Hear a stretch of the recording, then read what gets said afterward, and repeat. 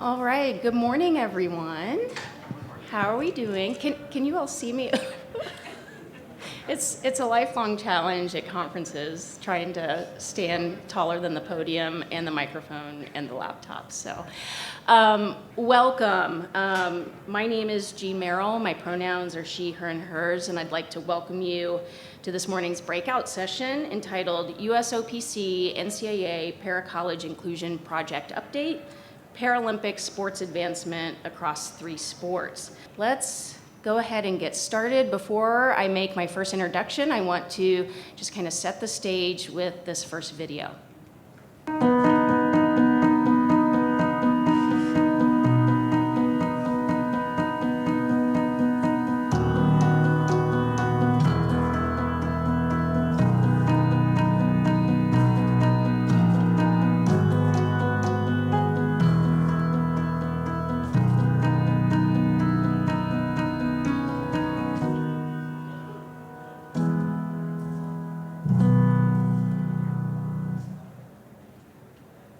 Gives me the shivers. It's so nice.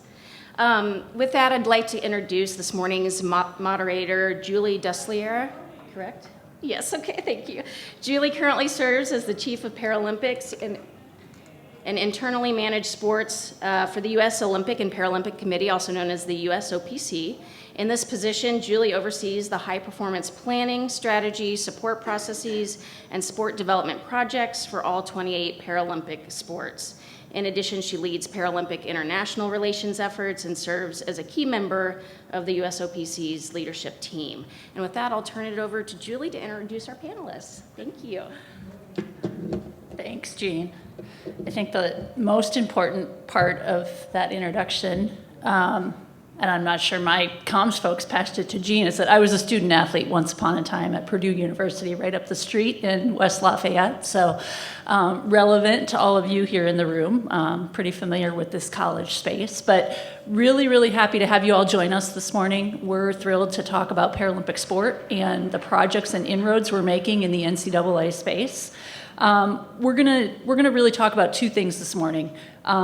Kind of discuss the overall impact of collegiate sports on our Paralympic programs and our Paralympic pipelines. And then we're also going to highlight the work that's being done in the USOPC NCAA Collegiate Inclusion Project, which has 4 tenets. We've got 3 sports that we're focusing on currently, as well as awareness. And those 3 sports are track and field, tennis, and wheelchair basketball. So with that, I want to introduce our panelists this morning and give them a couple of minutes to talk about their background and their experience and introduce themselves to you. So I'm going to start with Simon Detmer, who's a track and field athlete at Calvin University. He's also a research assistant in the Office of the President at Calvin. So Simon, over to you. Hello, everybody. Again, thank you for giving me the opportunity to speak here. I am a recently graduated student athlete from Calvin University in December, majored in geology, and have participated in track and field since I was 14. I was also a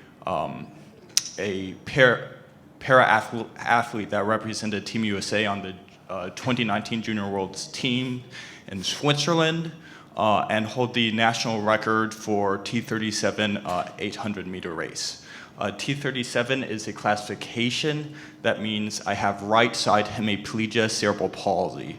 So my muscles on my right side are partially paralyzed and have constant muscle spasms. Nonetheless, it has been an opportunity to work with the USOPC, the US Olympic and Paralympic Committee, and the NCAA on this project to see how we can bring adaptive sports to the intercollegiate setting. Thanks, Simon. Our second panelist this morning is Jessica Himes. Jessica's a 2-time Paralympian in track and field, was a student athlete at the University of Northern Iowa, and she's currently a member of the USOPC's Collegiate Advisory Council. Jessica. Hi, Jessica. Thank you all for being here this morning. I'm an Iowa native, and I graduated from Northern Iowa with a degree in biology in 2021. I'm a para-athlete. I am classification TNF 64, meaning I am a lower right leg amputee. I competed at the Rio 2016 Paralympics in sprinting and discus, and I competed in the 2021 Tokyo Paralympics in the discus. I currently serve as the Paralympic liaison to the Collegiate Advisory Council. Thanks, Jessica. So we did have a third panelist, but unfortunately she was unable to be here with us in person this morning. Her name is Grace Wambula, and she is a two-time French Paralympian in wheelchair basketball. She currently attends the University of Texas at Arlington. Grace was recently part of the squad that competed at the women's Final Four in the Team USA All-Star versus Collegiate All-Star game, and we're going to hear from her a little bit later in a video that she sent that we'll play later in the presentation this morning. So before we dive into some of the work being done and some of the questions that I'm going to pose to Jessica and Simon, I thought it might be helpful just to talk about how collegiate athletics have been impactful to the last two U.S. Paralympic teams at the Beijing 2022 Winter Games and the Tokyo 2020 Summer Games. On that note, we've also got a couple of handouts in the back of the room that you guys can grab on your way out the door with some of those stats and more. But just to share a few facts with you, in Tokyo at the 2020 Games, half of our 242 Paralympians were current, former, or incoming collegiate athletes from 76 institutions. The team earned 104 medals in total, finishing third in the overall medal table. This was Team USA's highest finish since the Beijing 2008 Summer Paralympic Games. And all in, 55% of those 104 Paralympic medals came from 70 collegiate athletes. So those collegiate athletes earned 92 individual medals. Some notable performances from Tokyo included the men's wheelchair basketball team. This is our second consecutive gold medal, and 100% of the team were college student athletes, either current or former. Nick Mayhew, who's a Radford graduate, won 3 golds and a silver in track and field. And Tatiana McFadden from the University of Illinois, also in track and field, won gold, silver, and bronze. Illinois led all schools at the Tokyo Games with 20 of our U.S. Paralympians, followed by Arizona with 8, Texas at Arlington with 8, and Wisconsin Whitewater with 6. At the Beijing 2022 Paralympic Winter Games, Team USA finished 4th in the overall and gold medal counts with 20 total medals. 25% of the team were college athletes, and 41% of our medalists competed collegiately. Some of the notable performances from Beijing included the men's sled hockey team, which won their 4th consecutive gold medal. 41% of that team competed collegiately. Sydney Peterson, graduate of St. Lawrence University, who won gold, silver, and bronze in Nordic skiing. Jake Adikoff and Sam Wood, graduates of Bowdoin and Middlebury, respectively. They both competed in the New England Small College Athletic Conference, won gold, silver, and silver in cross country and biathlon. And the University of New Hampshire had the most student athletes on the winter team with 4 sled hockey players. So additionally, in addition to the impact of college participation on our Paralympic teams, we're making a lot of inroads in the awareness space. I mentioned awareness as one of the 4 key components of the NCAA USOPC Collegiate Inclusion Project. We're going to talk about that a little bit more later here as we get into some of the questions. But one of the key things that we did leading into the Tokyo and Beijing Games was to do an awareness campaign formally for the first time. It was called Show the World. So if you look for the hashtag Show the World out there on the internet, you'll see all sorts of videos. If you watch the games on NBC, you might have seen some of those play on television for the first time. And that was a kickoff of an awareness campaign that we intend to continue into 2024 next year in Paris, into 2026 in the Winter Games in Milan Cortina, and most importantly into 2028 and our first home games in many, many years in Los Angeles. So we're really excited about those awareness plans and how they will impact the Paralympic movement as a whole, and especially this collegiate space as well. So going to get back to our panelists here. Jessica, you competed collegiately and for the U.S. Paralympics track and field team. So walk us through your journey a little bit. from your first games at Rio in 2016 to competing as a varsity athlete at Northern Iowa. How did your college experience impact your Team USA performance? So when I went to my first games, I was a senior in high school, and so I had not yet experienced the collegiate atmosphere. And when I got back from the games, I knew I wanted to compete in college, and I found out that the space for para-athletes in college was not as large as I had anticipated. And I thankfully found a home at Northern Iowa, where I was the only para-athlete that they had ever had. And my coaches and the staff there had to sit me down and say, look, we don't know what this world is like. We don't know what to expect. We don't have any education in this. But they said, we are willing to learn and to do everything we can to merge our goals together.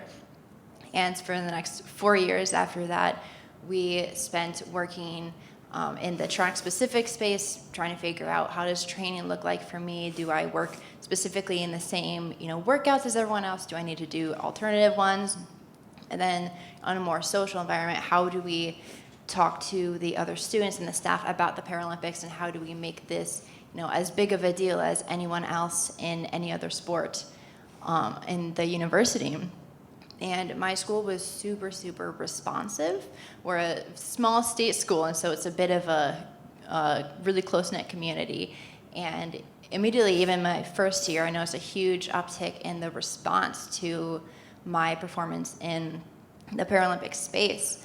And my college did an amazing job of showcasing my performances in the same way they would if a non-disabled swimmer were to go on to compete in Team USA. And so for the 4 years leading up to the Tokyo Paralympics, after my senior year of university, we had so many different areas of showcasing and different campaigns, including the Show the World and the Paralympians Made Here campaign, which we saw the video of earlier. And that helped build an amazing community where not just the students and the staff of the university understood the magnitude of what was going on, but also the entire community outside of the university.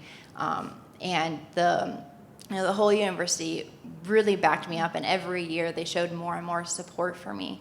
And it was amazing to get to the end of my years at the university and look back on the changes we made. And one really cool statistic was, when I came in, I was the first para-athlete, first Paralympian ever in my college. And when I left, we ended up having 3. We had another track and field athlete and a swimmer. And that was not by any means my accomplishment, but it was an accomplishment of the college being so opening and welcoming. And even after graduation, I still receive many texts and calls and emails from prospective athletes talking to me and saying, I have an adaptive athlete here who has heard about your experience and wants to compete at a college level. I know you had a great experience, talk me through, connect me with your university. And having a small little hub in Iowa of para athletes in multiple sports has been so cool. And it was really humbling to look back and see that there was so much change even just in my 4 years at my university. Thanks, Jess. And it's wonderful to hear about that positive change of increasing numbers of athletes with disabilities on campus. So that's a great segue over to my question for Simon. Earlier this year, Simon, you took on a role as a research assistant and advisor on disability in the Office of the President at Calvin. As you work to create Paralympic awareness of adaptive sport opportunities on your campus, what advice would you have for administrators looking to increase their understanding of adaptive sports and further create opportunities and awareness on their own campuses? So most of the work I have done at Calvin University has been connecting with other people and building bridges between groups of people. In order to most effectively connect people with what the Paralympics is about, I think it's important for us to first understand what disability is all about. And so coming back into Calvin right after I graduated in December, I decided to start a student organization called the Disability Inclusion Project. This was created to be a inclusive and welcoming space where students with disabilities can enjoy fellowship together with each other and with all students in the environment where disability is not feared. In this setting, stories can be shared and relationships strengthened with the Calvin community at large. the hope for this project was to provide further education and understanding about disability and create safe spaces for people who had disabilities on campus. As advisor to the President on Disability and Inclusion, I was instructed to focus on low-hanging fruit at the university. I've been tasked to be a voice for students living with a disability and articulate their concerns and ideas.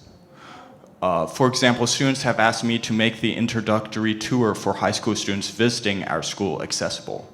We already had an alternate route that was being used for students living with a disability, but we are now modifying the primary route so that everyone can enjoy the exact same tour.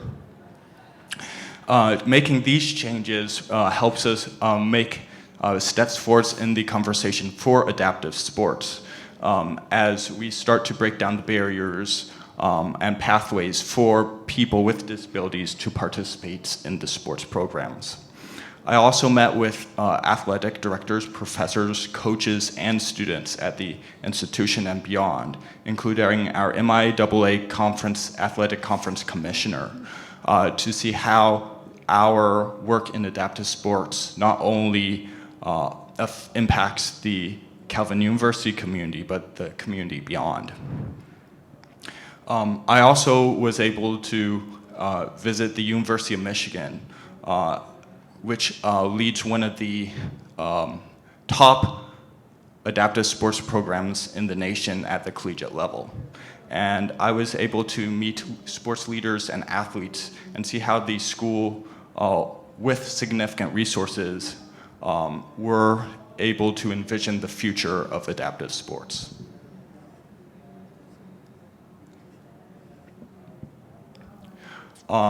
So not surprisingly, my advice to you is to begin the conversation with your coaches, students, and staff on what adaptive sports is and how it might further the goal of the school. You could sponsor a showing of the film Rising Phoenix, a film released in 2020 about the Paralympics, to learn about the history of the Paralympic movement and to get acquainted with adaptive sports. You could connect with the USOPC and attend a major parasporting competition, which they are becoming more common in these days, and hopefully so much more in the future. I would advise you to meet some athletes who have competed at the collegiate level, such as Jessica Himes, and hear their stories. I'm sure our friends and the USOPC can help make those connections. Also, create opportunities for students with disabilities on your campus to have a voice and invite them into conversation. Being proximate was one of our major focuses during this forum, and I believe is absolutely essential in this sort of conversation. Finally, as mentioned earlier, connecting with colleges and universities around your area can help bring more support to your local community members and create conversations to keep this vision moving forwards. Thank you, Simon. And as you've all just heard from Simon, awareness is a key tenet of all things in this movement. As I mentioned before, that's one of the 4 components of the Para College Inclusion Project being worked on by the NCAA and the USOPC. And so we want to jump into that work a little bit and take a look at what's going on not only in the awareness space, but also in the 3 sports, wheelchair basketball, track and field, and tennis. So we're going to kick it off here with a little video on the wheelchair basketball work that we just did in Dallas at the Women's Final Four a few weeks ago.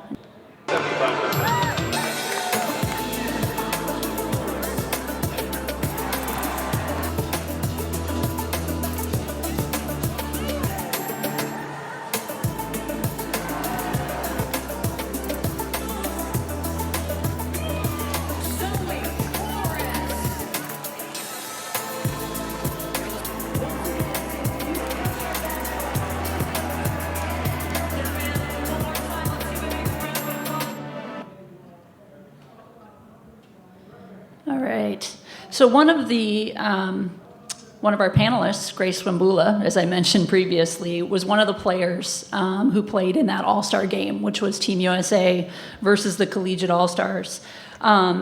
Grace couldn't be here today, but she graciously sent us a video to share some of her thoughts. So I'm going to tee that up here, and we're going to hear from Grace.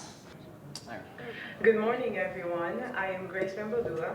I am very sorry that I cannot be present with you this morning, but I am extremely grateful and honored that I get to share a little bit with you about my story and about my experience at the Team USA versus Collegiate All-Star game during the Women's Final Four in Dallas.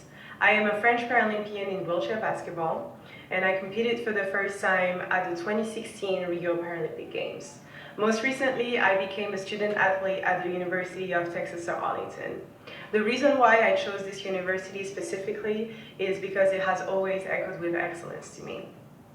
I also wanted to challenge myself and further out my education in a new country and in a new language.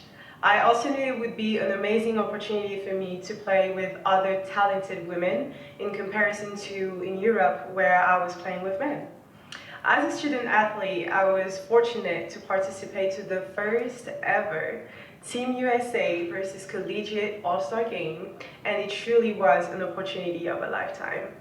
The fact that we got to play at the American Airlines Center, where the Mavericks play, I think to me was an incredible sign of inclusion, and it helped us showcase our sport to a large crowd. The crowd was extremely supportive and extremely receptive to our performance, and it honestly was really empowering, not only as an athlete, but also as a disabled woman. And I was incredibly fortunate to share the stage with a lot of talented women who play wheelchair basketball. It really made me want to use my platform more throughout my social media and participate to more inclusive events like this. Thank you very much for listening to me. I am very honored that I get to tell you a little bit about me and a little bit about this amazing experience. I look forward to more inclusive opportunities like this, and I truly think that the future of disabled sports and collegiate athletes is bright and has a lot to offer. Thank you. So we want to just thank Grace for sharing that with us, even though she wasn't able to join us here in person today. I'm going to turn it back here to Jess. So Jess, you graciously gave a lot of your time and expertise to our Paracollegiate Inclusion Project team, and thank you for doing that. We really appreciate it. So knowing what you know, having participated in that group, what's it like seeing some of these initiatives actually come to fruition now that some of the work's been done? In a word, it's been amazing.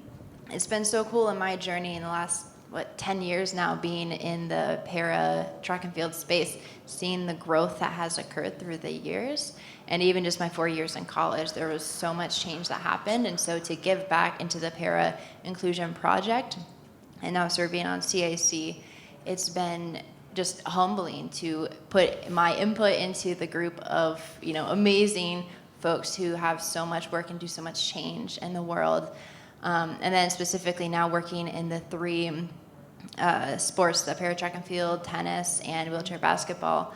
It's been amazing not only for me to put my input into my specific sport and my little baby, but also to learn about the other sports and kind of grow my own knowledge of it, because I didn't play either of those sports, and so to give and receive some knowledge and learn how to advocate not only for my own sport but for athletes in the other sports, it's been amazing. And I've learned so much, and it's been amazing to give my input and see the change actually happen in real time in the real world. Thanks, Jess. I've got a follow-up question for you. So next weekend, the first ever college wheelchair track and field national championship will take place at Drake Relays. As an athlete who's competed at Drake and is probably competing next weekend as well, what does it mean for these wheelchair athletes who will have an opportunity to compete for a national championship for the first time? It is phenomenal. I was actually at the first Drake Relays that had any sort of para-athlete race. It was an ambulatory men's 100 meter. And I was in the stands, and I had just started my para journey, and I saw them compete, and I heard the real world response from everyone in the stands going like, that's amazing, I want to learn about that.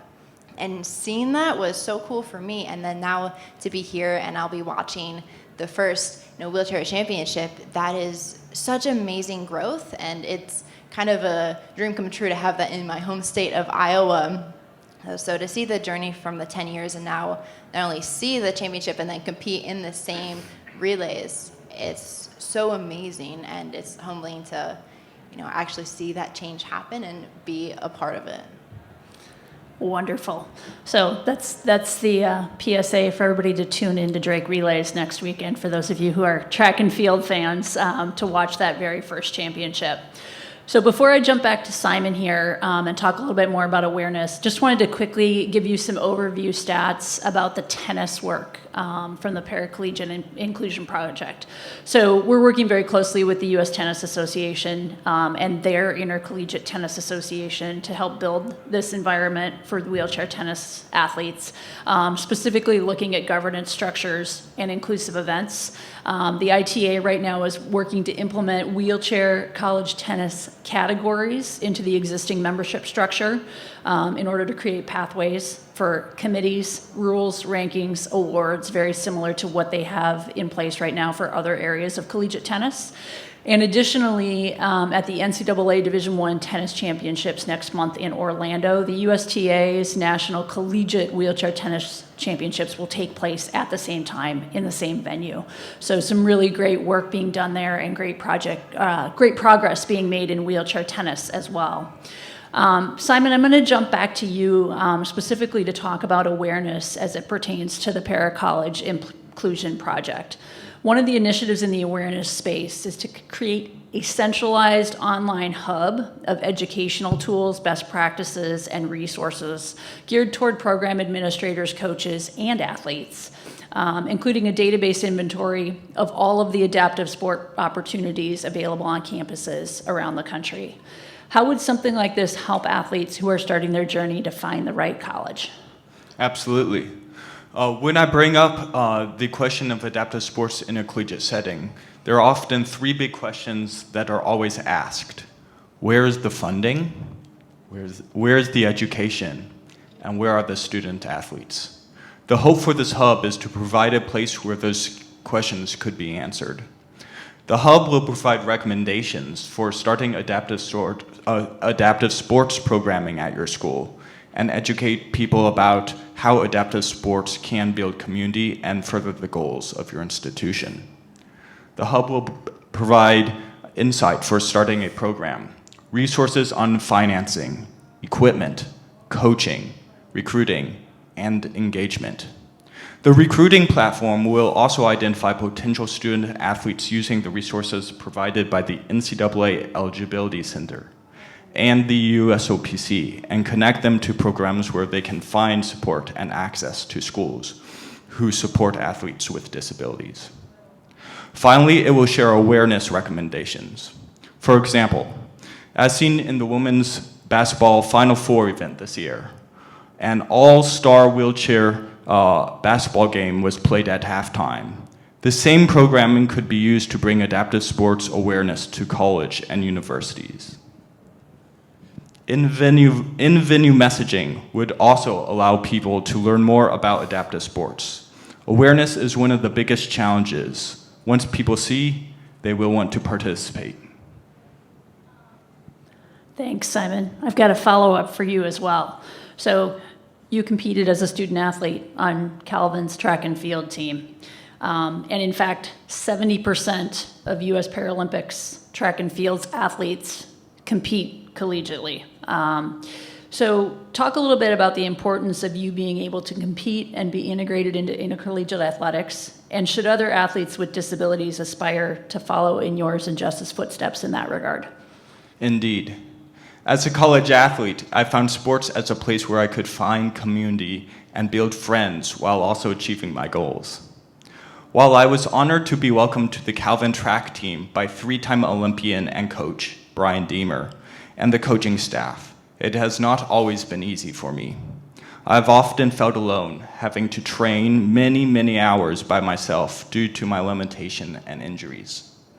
My teammates were great, but often didn't understand why I need to work on a paper rather than hang out on Friday nights. They didn't understand that typing with one hand and challenges with word recall as a result of the stroke at birth meant that it took me a longer time to write papers than most people. I think loneliness is a reality that many people in our community often experience.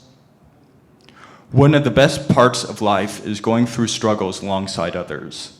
That is, in many ways, what collegiate athletics is all about. Focusing towards a goal as a team and growing together as you push to accomplish the goal. The intention for adaptive sports is to create an environment where people can do life alongside each other, even when some of those people live with a disability. Nearly every time I have talked to someone who has participated in adaptive sports or has spent time with a person with a disability, they have said they have grown from knowing that person.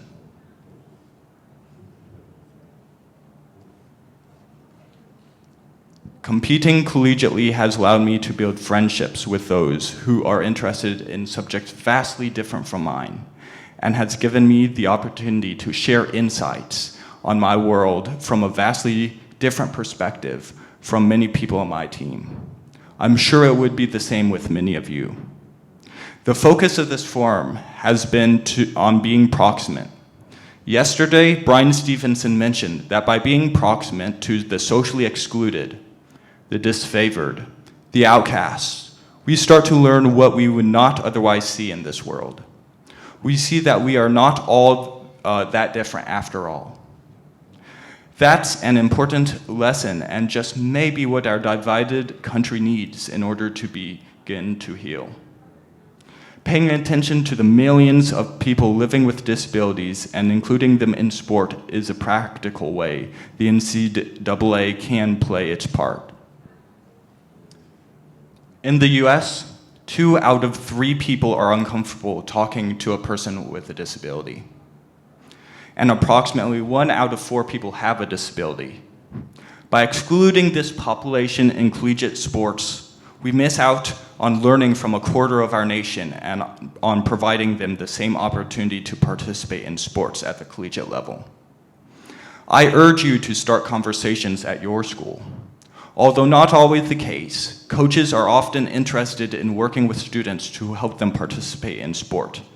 They just don't always know how to start. Having the conversations is the first step. Being proximate is the next. I would encourage anyone who hasn't attended a major adaptive sports competition to make that a high priority. It might just change your world. It changed mine. Thank you, Simon. Great advice and well said.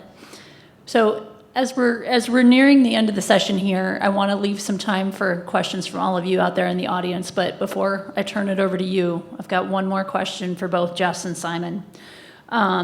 If we were all together here again in a decade or so, and you guys look back on the work that's been done and the outcomes we're striving to achieve, what's one piece of advice that you'd give to those in attendance to help us achieve our goal for where we want to be?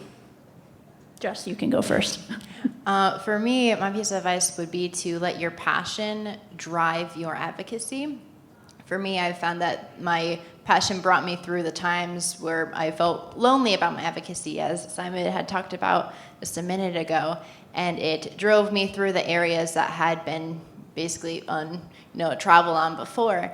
It can be difficult to advocate for the space that you're in, and it can be hard to figure out what road you need to take if it's never been taken before. But my passion drove me, and it drove me to be on the CAC and the Parent Inclusion Project, and the passion that we all bring to the table together is what has made the change now, and it will make the change for the next 10 years.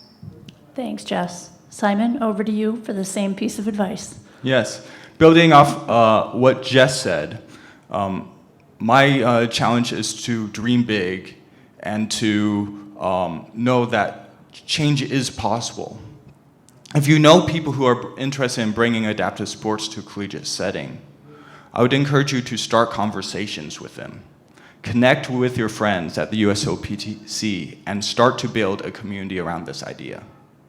Let us build a community that can support each other and spur each other on. In 10 years, I hope to see people playing adaptive sports at both the collegiate and the K through 12th grade levels across the nation.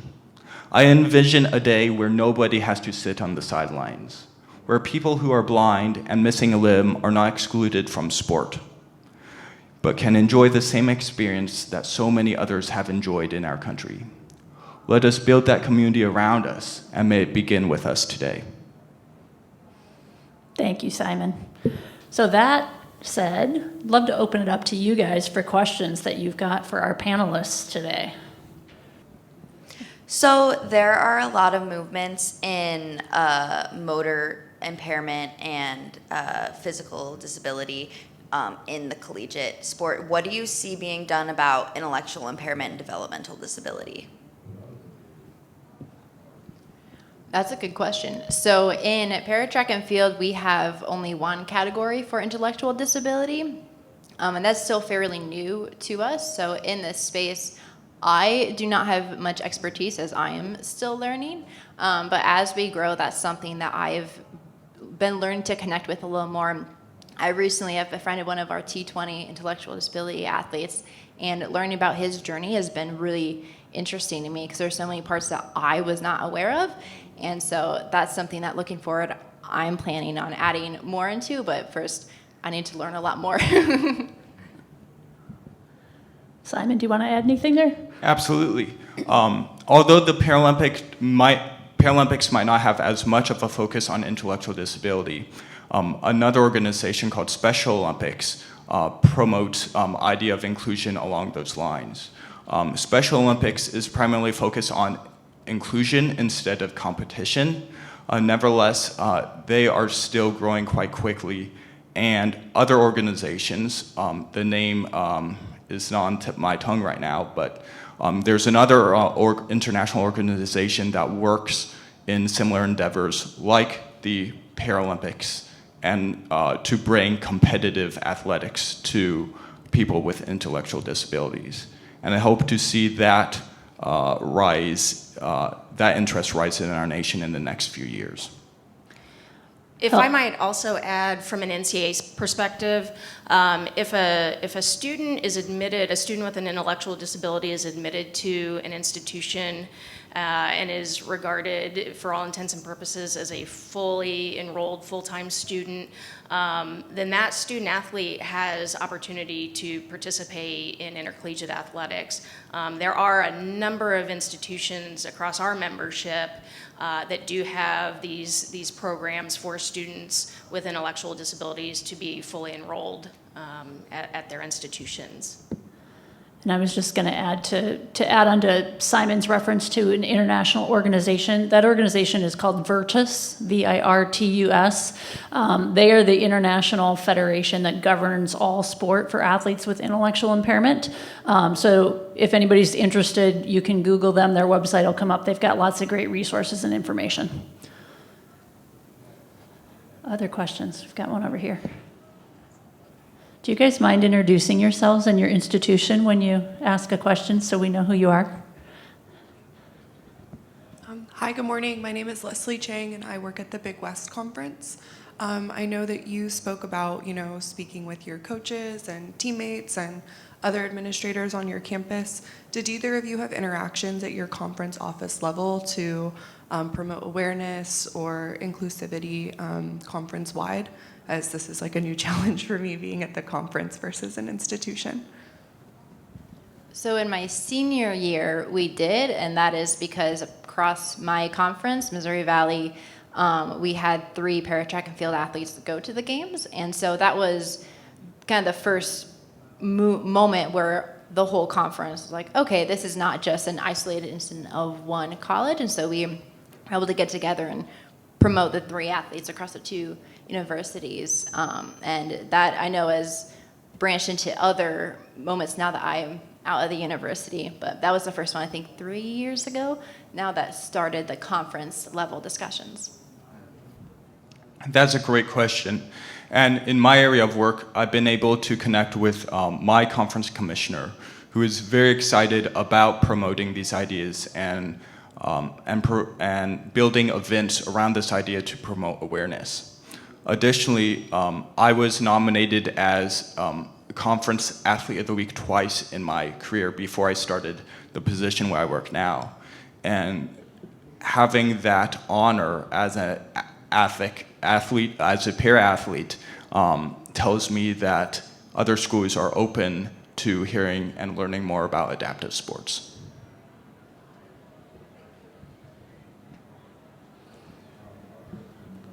Hi, I'm Shelby McKay. I'm at the Atlantic Coast Conference. So to follow up to the conference question, I think it's great that there's the national championship for track and field on the NCAA level. So I'm curious if there's a need or a direction for on the conference level to have championships for para-athletes.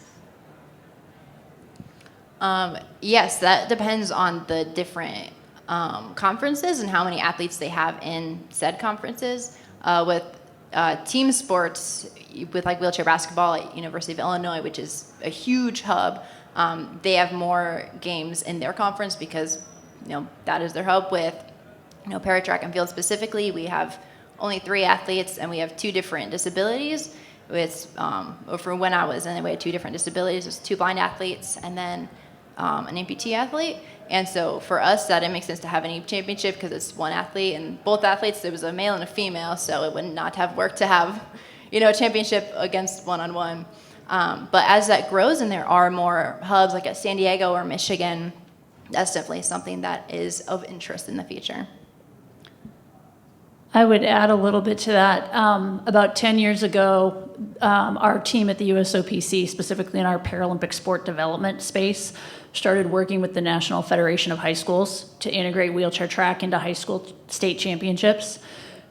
When that project started, there were 8 or 9 state federations that had wheelchair track. There are now over 40.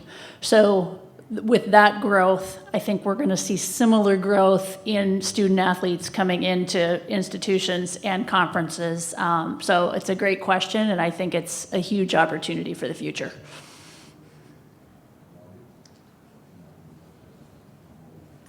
First, thank you both. It's been tremendous to listen to you speak. Jeremiah Carter, University of Minnesota.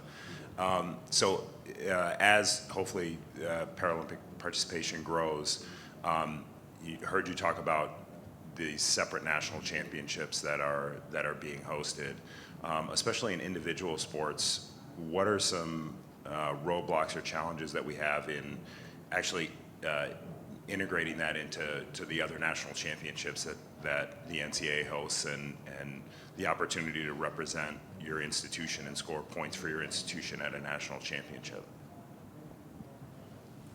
One roadblock is the fact that we have so many different disability categories, and to have points scored for your university, you want to make sure that it is a competitive field. Had they had, T6 or F64 discus at the national level for me, I would have been the only one at the time, and so scoring points would not have made as much sense for that. But of course, as we talked about in the previous question, as that grows, that will be a lot more, it'll be more easily available to have those championships. And I feel like I was going somewhere else with that question and I forgot where I was going. But Simon, you might have a better resolution to that answer. Yes, building off of what Jess says, one of the biggest barriers is time in concern of individual events such as track and field and swimming. However, we believe that if we can include people, even if it's not in separate events, but provide recognition, that's making a step forward.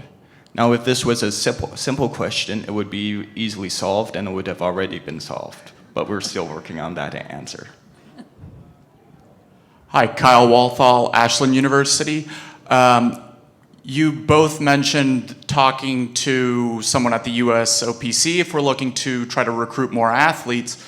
Who in particular, or how should we reach out to get involved in that? Yeah, depending on what sport you're looking into, the NGBs, the governing bodies for each individual sport, usually have a pretty good idea of incoming or emerging athletes. For track and field, we have a whole list of athletes across different levels of high school to college to professional. And so we have a lot of athletes come to us from that list looking to go to universities. And so to backtrack on the other end of that, university reach out to NGB, depending on what sport you are, and talk to them about different emerging athletes or athletes that are looking into going to universities. I think that would be a very easy avenue to look at who is all out there. I can share some contact information with Jean and the team at the NCAA that they can give out post-conference to all of you guys. We actually have a sport development team at the USOPC who can work directly with you and directly with our national governing bodies and make all those relevant connections for you. All right. Well, wonderful. Thanks so much for joining us this morning. We really appreciate all of you being here. And with that, we'll wrap it up. And thanks to Simon and Jess for being our panelists this morning.